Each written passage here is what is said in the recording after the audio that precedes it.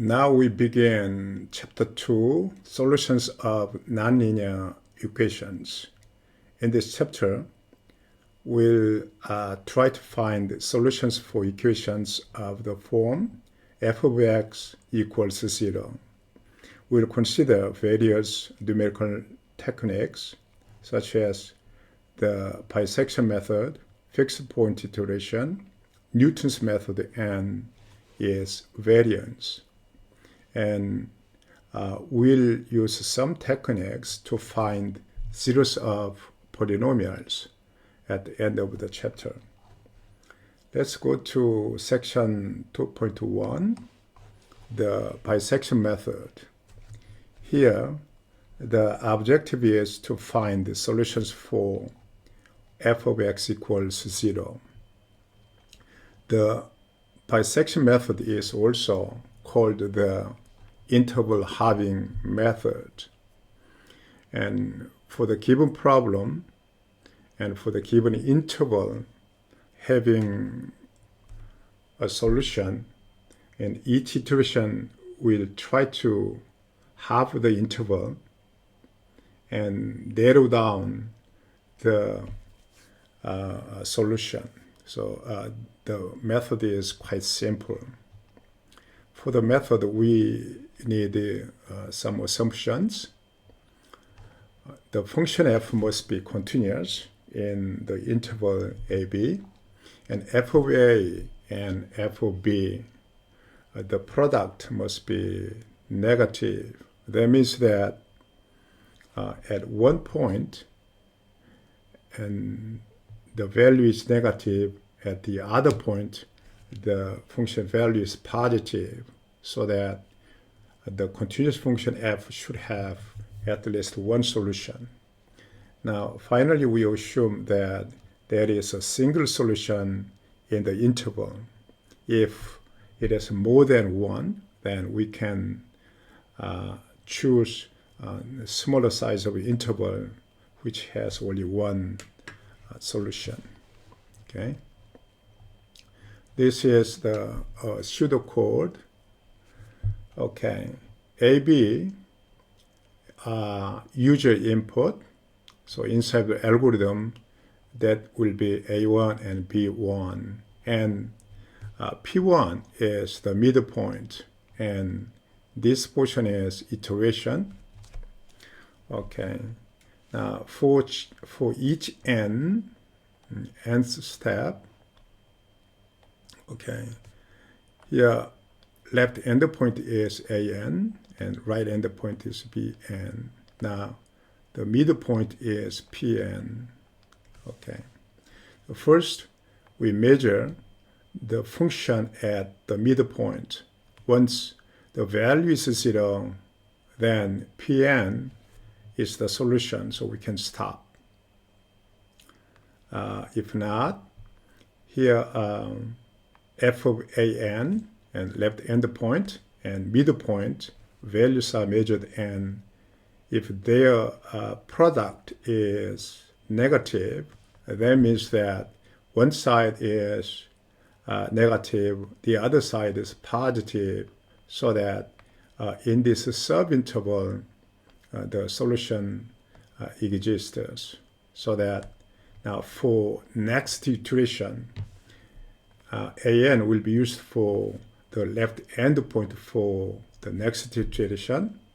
Now pn, the midpoint of current stage, will be used for right endpoint for next iteration. And finally, if it is not true, then here the solution must be the other subinterval, so that that should be the left endpoint for the next iteration, which is this assignment, and bn will be the right endpoint for next iteration. So here we keep the right endpoint value. Okay, that's the major part. After updating here left endpoint and right endpoint, here midpoint is again assigned in this way. And that's the pseudocode.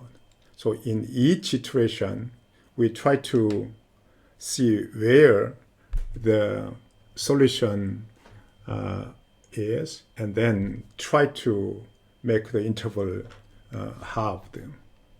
So that's the simple idea. Okay, here, let's try to find the solution of the equation x cubed plus 4x squared minus 10 equals 0 in the interval 1 to 2 by using Maple, the package, student package of numerical analysis, student version. Now, f is defined in this way, and the built-in function bisection is used. That is initial interval and tolerance 0.1, and stopping criterion is absolute, and output is a sequence. Because of this option, you'll see here the sequence. Okay, now that is initial interval. Okay, here from A to B, that is initial one, and that is midpoint. And here, apparently, left half has the solution, so that after one iteration, here we have the interval 1 to 1.5. That is exactly this one. And again, for this new interval, now that is midpoint. Now right half has the solution, so that here, now that is updated. And so on here, the iteration is marching in this way. And after finishing iteration, now the final answer is the midpoint of the interval. So for this computation right now, that is the final result. Okay. Okay, here I implemented the bisection method as a procedure in Maple. And it's almost same as the pseudocode. And here, if you are using for stopping absolute, then that is this condition is checked. And if you are using relative, then here that inequality will be tested. Okay. And if you are using function value, then here this condition will be used. And the middle part is quite simple. And here the output. Okay, bisection 1 and 2. This is initial interval. Now stopping is here. Tolerance is 0.01 rather than 0.1 earlier. Here for simplicity we choose 0.1, and now we are choosing 0.01, and maximum is 20, maximum iteration. Okay, when n equal 1, now I'm using the k, but n equal 1, here that is initial interval, and that's midpoint. At the midpoint, the function value. When n is 2, now left half is chosen, and that is the midpoint of the chosen interval and the function value. And so on is working in this way. And here, so that when n is 7, it stopped for the tolerance 0.01. And here, P7 is given in this way. That is the final output. Okay. Now, at the position, the function value is measured in this way. This quantity is the exact value for that P7. Okay. Now, we know how the bisection method works. And for the method, now we need error analysis. Once error is small, then it is acceptable. However, error is large, then it doesn't make sense. So for any algorithm you may design newly, you have to make sure the error is small and acceptable. So that's the reason we need the error analysis. Okay, let's do error analysis for the bisection method. We assume f is continuous over the interval AB, and f of A and f of B, the product is negative. That means that f has a solution 0 between A and B, and then the bisection method generates a sequence Pn approximating a 0 P of f with that inequality. So as n and grows, this quantity becomes smaller. That means that the Pn is approaching to P. Right? Okay, let's try to prove that inequality. For each n larger than or equal to 1, Bn minus An has this value. Quite easy to see that. For example, AB is given, then A is A1, and now B is given, which is B1, right? Now, when n is 2, for example here, now midpoint will be chosen, which is P1, and here, if the solution is this side, then now left half will be used for selected for the solution region, so that will be A2 and B2. And so that here B2 minus A2 must be half of B minus A.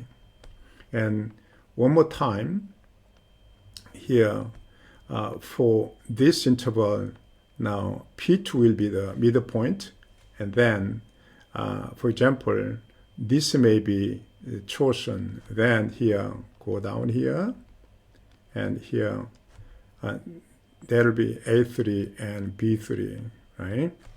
So B3 minus A3 must be now half of that, 1 over 2 squared, and B minus A, right? So that this subscript is 3, now power is 2. So exactly here, for nth level, nth iteration, here Bn minus An must be same as 1 over 2 n minus 1 times B minus A, right? Now, here from this one, here Pn is always the center, the midpoint, so that now we need another picture here. Now that is An and Pn. Now the interval includes the solution P, 0, and Pn is the midpoint.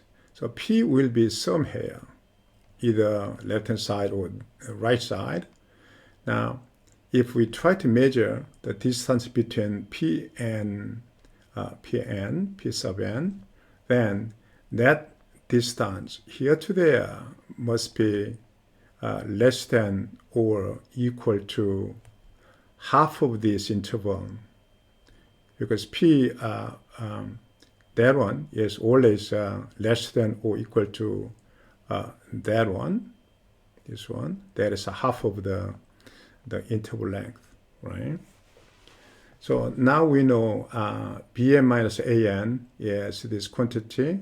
By using this one here, we conclude that this is exactly this inequality, right? Anyway, this one is upper bound of the solution, the error, okay? Okay, let's see this example. Determine the number of iterations necessary to solve that equation with accuracy 10 to the minus 3 using A1, B1, 1 and 2. Now, we have to find the iteration count n such that error is not larger than 10 to the minus 3. So we start with the inequality found in the error analysis, that one. Now, here, the major thing is we want to make this one less than or equal to 10 to the minus 3. If we try to make that right-hand side less than or equal to 10 to the minus 3, then that will be also less than or equal to 10 to the minus 3, right? So we focus on this right inequality. Now, B is 2, A is 1, so that this top is 1.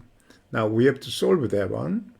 And 1 over 2 to the n is now bounded by 10 to the minus 3. Now, we are taking reciprocal, then we reach at that one, right? And we have to solve the inequality for n. In order to do that, we can take a logarithm, then n will go out, and here the logarithm 2 is larger than or equal to now logarithm 10 to the 3. Now we divide by logarithm 2, and we can reach at that one. Here, numeric value for the right side is 9.9 something. And now n is an integer value, so n must be 10. Okay? Here, in the analysis, P, the 0P, is unknown, so that the quantity P minus Pn in modulus is a theoretical value. Theoretically, now we try to get an upper bound. So because of that is theoretical value, it is not useful in computation. So let's do a little bit of analysis and try to find some meaningful, useful information for computation. Okay, Pn is the middle point of the interval a and bn, and Pn plus 1 is the middle point of either the left half or right half. The pictorially is quite easy to see. That is now an, and there is b sub n. Now, p sub n is the middle point of the interval. And now, in the next iteration, it will be chosen either this side or that side. Now, if left-hand side is chosen, then Pn plus 1 will be this one. And now, once the right side is chosen, then Pn plus 1 will be that one. That is exactly saying that Pn plus 1 is the middle point of either A and Pn, so it's in the left half, or the middle point of right half, right? So if we are measuring the distance between P sub n plus 1 to Pn, either side that is the same distance, is now quarter of An to Bn. And also we know that one already from the error analysis. So by using that, here we reach this one. So along with n, one down, we reach that identity. Okay. So here, from error analysis, we already know this inequality. But this right side is the same as Pn minus Pn minus 1. So if this quantity is small, then the theoretical value, theoretical error, becomes small. So we can use this one for the stopping criterion. So by using consecutive iterate and measuring the distance, we can stop. Is this quantity small enough, satisfying some user tolerance, then the error will be also small enough, right? Okay. Suppose that the bisection method begins with the interval 45 and 60. How many steps should be taken to compute a root with a relative error not larger than 10 to the minus 8? Okay. Now, error p minus pn, okay, that one is bounded by, we already know that 1 over 2 to the n here, b minus a, right? That is from analysis. Now, relative error can be gotten here by dividing by p. So here we try to make divided by p like that. And this must be smaller than or equal to here 10 to the minus a, right? So we have to solve this inequality for n. B is 60 and a is 45, so that this portion of inequality can be written in this way. Okay, 1 over p is there, and then that is now 2 to the n on the bottom, and top is 15, and now that is 10 to the minus a. Now p can be any number between 45 and 60. So that here p can be chosen from here in any case to guarantee that the error is bounded by 10 to minus 8, and maximum value of that must be bounded by 10 to minus 8. So that here we are putting now maximum and over p. So that must be bounded by this right side. Okay, so from here, and when p is left end point 45, this value is maximum. 1 over p is maximum. So when p is 45, so it's 45 and 15, so that 1 over 30 times 2 to the n is bounded by 10 to the minus a.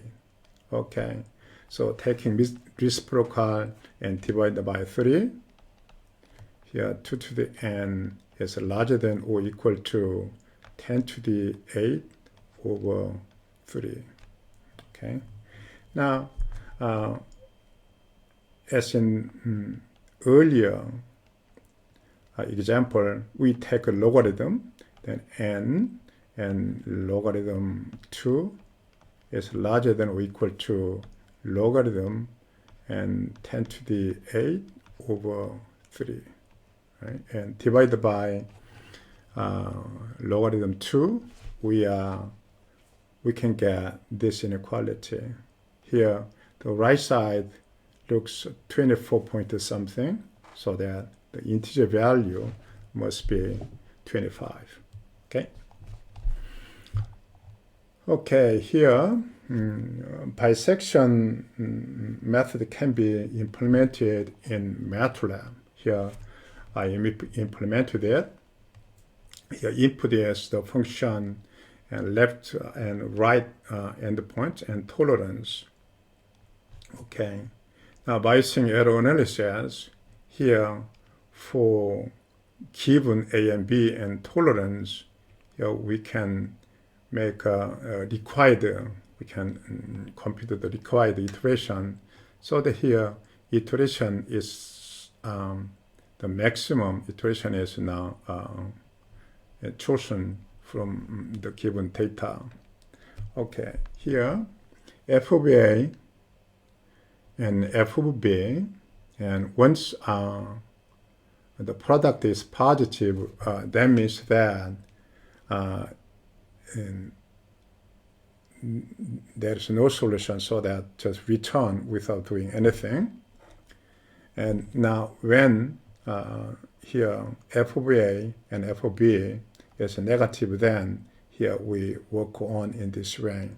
So this algorithm is really almost same as the pseudocode. Anyway, okay. So here f is defined in this range and call the bisect function f1 and 2, and that is the tolerance is 0.005.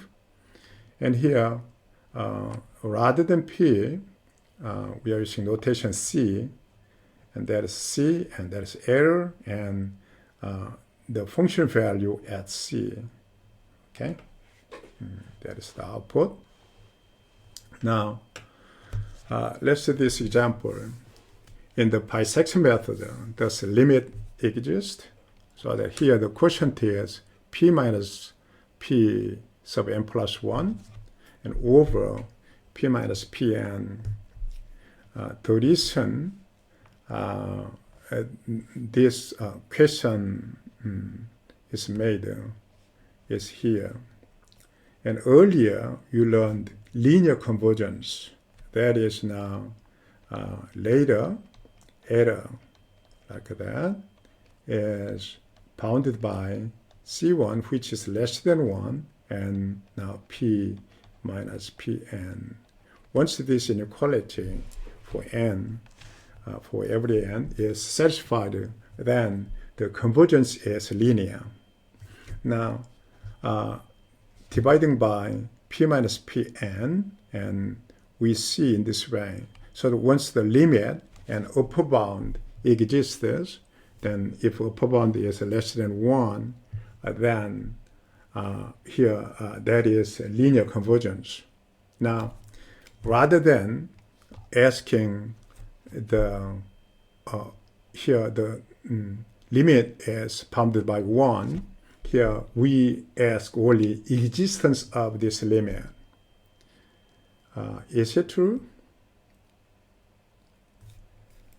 But unfortunately, the answer is no.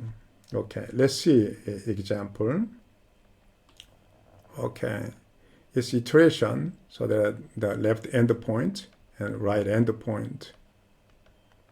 Okay, so here this is center, and any moment the solution, this is Pn, any moment P is near around Pn. Okay, that the value is P. Then now in next iteration, this half will be chosen. Now then here this midpoint will be P n plus 1. Now as you can see from this example, P minus Pn can be very small and way smaller than this distance, so that this ratio, the quotient, can be very large. Any moment it can happen, so that here this limit doesn't exist. From this example, we can recall the linear convergence. Linear convergence is really good convergence. is not quadratic. However, linear convergence means that once error is small, then next error is smaller than that.